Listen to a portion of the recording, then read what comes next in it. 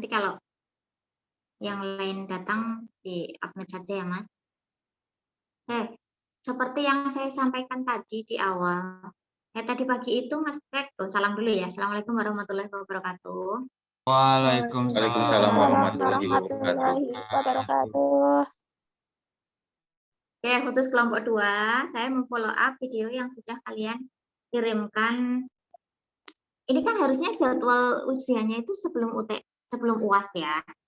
Jadi, saya kasih waktu seminggu waktu itu dengan harapan begitu jadwalnya UAS itu direkam dulu walaupun uploadnya nanti masih seminggu gitu ya. Ternyata dari berapa? 14 ya. 14 yang harusnya kirim itu tadi pagi saya cek baru 5 jam menyebar, entah itu ada yang kelompoknya Bu Linda, ada yang kelompoknya Putin gitu ya. Saya belum memilih lagi yang kelompok saya. Nah, dari 5 itu, 5 yang ke saya, ketika saya cari di YouTube, saya belum menemukan tuh. Ada yang kosong, ada yang ketemu, tapi malah punya orang lain kayak gitu-gitu. Siapa yang sudah merasa mengirim video yang kelompok saya? Ini yang hadir di sini. Anissa sudah, Bu. Anissa, ada siapa Mbak? Mau diterima juga udah, Bu. Isa. Sama mau. Ya, oke, kita bahas ya yang sudah ya.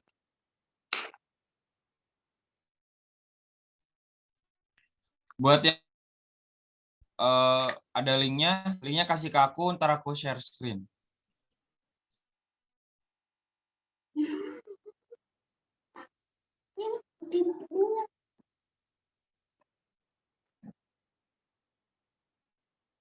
Wow,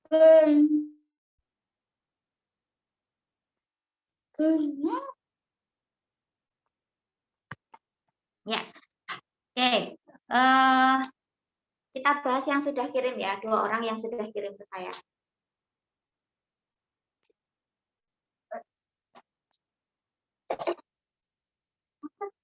Kalau boleh tahu kemarin dilaksanakan pada siapa, Mbak? Keluarganya? Iya, Bu, sama keluarga. Oke.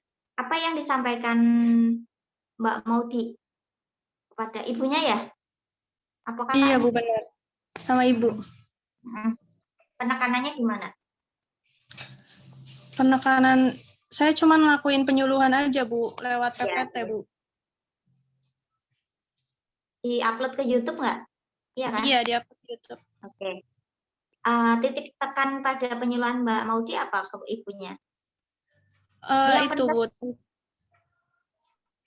Tentang nutrisi gitu, Bu. Nutrisi untuk ibu hamil dan menyusui. Oke.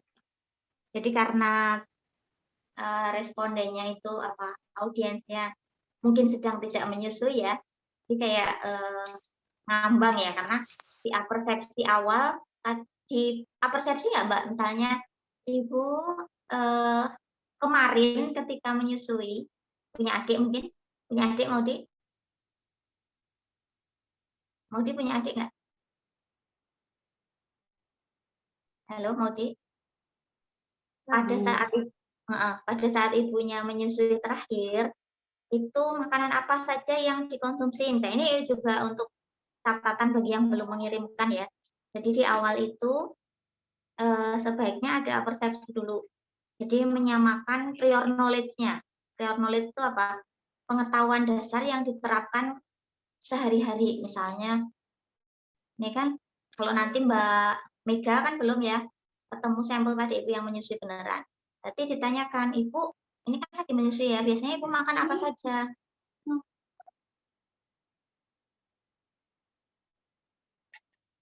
Misalnya yang dimakan, oh ya, yang penting sayur mayur, kemudian sepiring nasi, itu harus dia menyatakan dulu apa saja, jumlahnya berapa, dan lain sebagainya. Dari prior knowledge tersebut, kita nanti baru masuk. Oh, misalnya dikuatkan dulu. Oh, bagus Ibu sudah memakan 4 sehat 5 sempurna. 4 sehat ya. Biasanya kan Ibu yang sering lupa itu adalah susu. Jadi tahunya kalau susu itu hanya untuk ibu hamil kan. Padahal penting tuh susu ibu menyusui. Misalnya kandungan yang dimakan itu belum sesuai. Sayur hanya untuk melancarkan ASI. Padahal maksud sayur di situ yang penting kan harus komplek ya. Vitamin A, vitamin B, vitamin C, vitamin D, vitamin K, dan lain sebagainya harus muncul di situ semua. Ini ya, videonya ini ya. Ya Bu, ini punya Maudi. Nah, persepsi nggak Mbak mau di waktu itu? Ditanyakan nggak ke ibunya? Tidak, Bu. Tidak ditanyakan dulu, langsung penyuluhannya. Nah, ini masukan ya, bagi yang sudah maupun yang jadi persepsi dulu. Kemudian setelah itu Mbak Maudi setelah penyampaian nih, yang harus dimakan ini, buah ini, sayuran ini, bla bla bla. Ibunya iya gitu, atau diberi kesempatan untuk bertanya? Ibunya cuma jawab iya, saya kasih kesempatan Bu bertanya itu pas terakhir sudah disampaikan, Bu. Bertanya nggak ibunya? Nanya, Bu. Tapi Oke, nanyanya spontan gitu, Bu. Oh, nggak Aku apa-apa, nggak coba buat dilihat. naskahnya, Bu. Ya. Nyanyinya spontan. Apa yang ditanyakan waktu itu? Karena kan ibu saya suka minum kopi.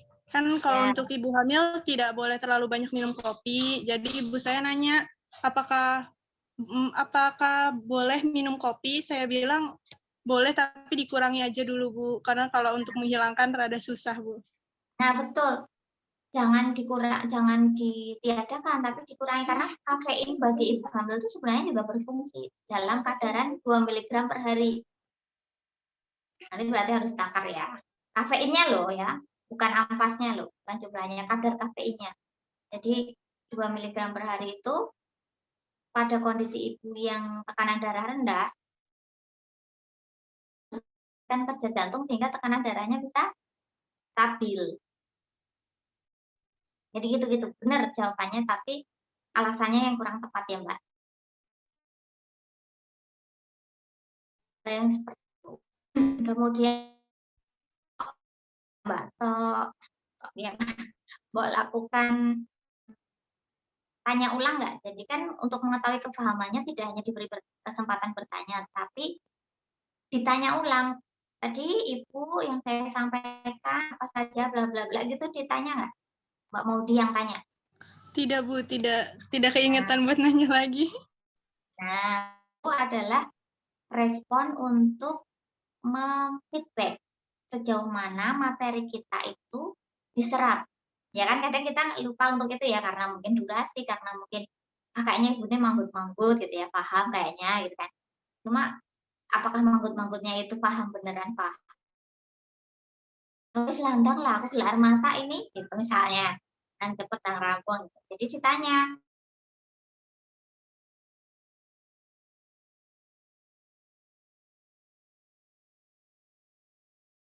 air yang mengandung vitamin A misalnya, atau jumlah takaran karbohidrat yang harus ada dalam isi piringku, di piring ibu hamil menyusui itu apa saja.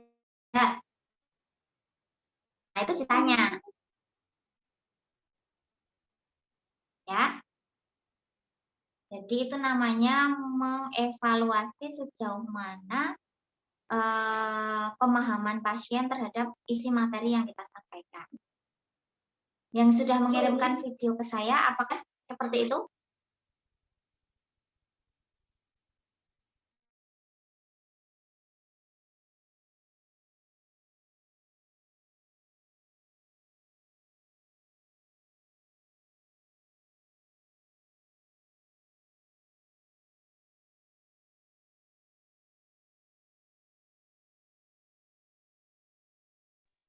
Yang lain apakah sudah seperti itu, seperti yang saya feedbackkan ke Mbak Maudi? Yang sudah kan tadi Maudi sama Husna. Husna.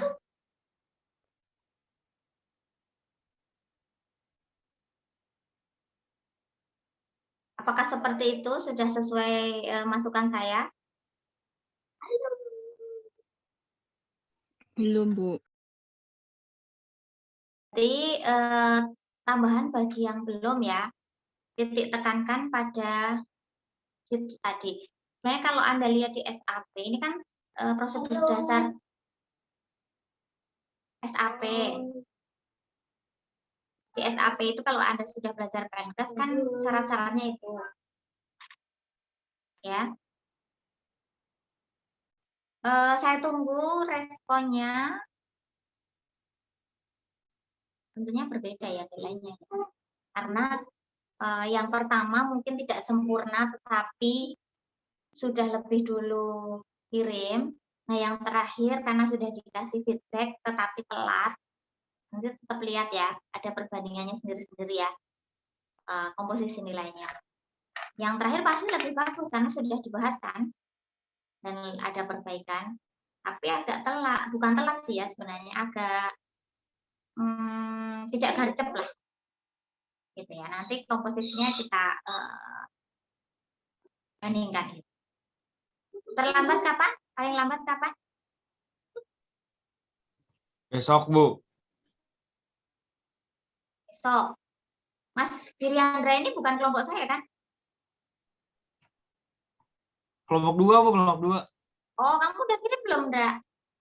Belum bikin, Bu. Nah, nilainya beda ya bagi yang belum, karena pasti lebih baik kan? Insya Allah lebih baik. Insya Allah lebih baik. Oke. Untuk materi yang IVA, ini kan tidak dievaluasikan ya. Kira-kira masih bingung ya? Masih bingung apa sudah paham? Misalnya kalau lagi di kondisi pandemi itu hanya lihat video kayak gitu ya, agak susah ya. Susah, Bu. Nih, sebenarnya kalau pemeriksaan IVA, kalau di rumah sakit itu kompetensinya adalah kompetensi dokter obstetrik.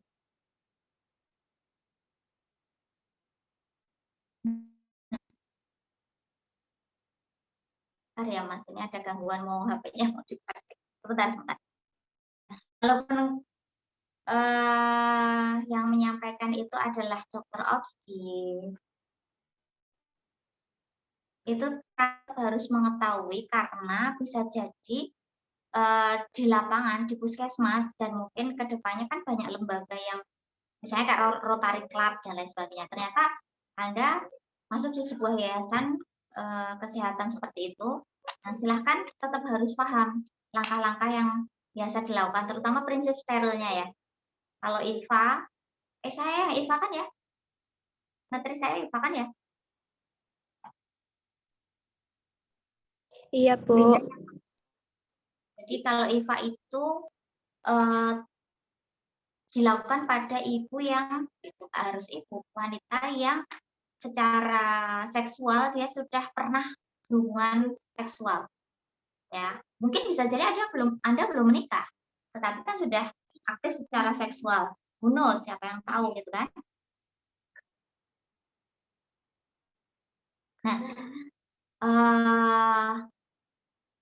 silahkan tetap Anda harus pahami terutama prinsip sterilnya. Ketika pengambilan itu kan ada perputaran ya 180 derajat, kemudian diambil pakai spekulum dibuka, kita mengambil sampel lendir serviks, kemudian kita oles di gelas, baru kemudian dimasukkan ke dalam alkohol, dikirim. Nah, proses pengumpulan dalam spesimen tadi ke laboran itu yang penting dilakukan. Misalnya ketika kita menyuap tadi, kita mengoleskan sampel tadi di gelas tidak pas, itu bisa menyebabkan yang dikirim nanti sudah tidak pas hasilnya, jadi tidak betul, akhirnya harus diulang-ulang lagi. Padahal biasanya pengiriman seperti itu tidak mudah, tidak cepat karena harus dikirim ke laboratorium dan lain sebagainya.